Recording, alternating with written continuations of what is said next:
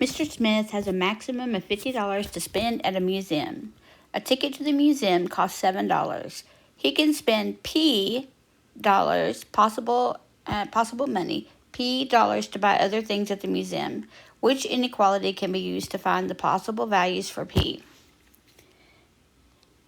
So as I'm looking at this, I'm finding what my keywords are.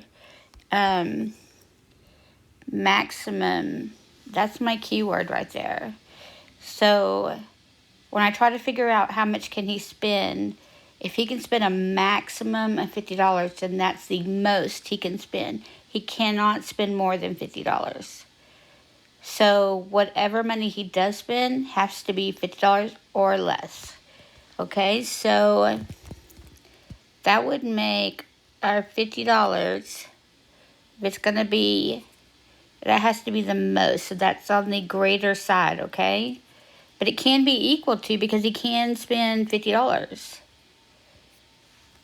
So just by knowing that sign right there, I know I can cross off these two because those are greater than or less than, and there's no equal to.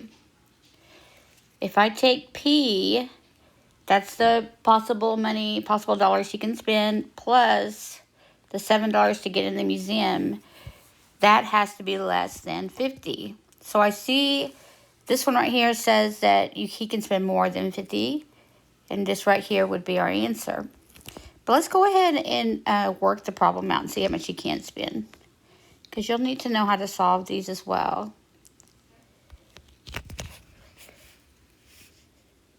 So if we're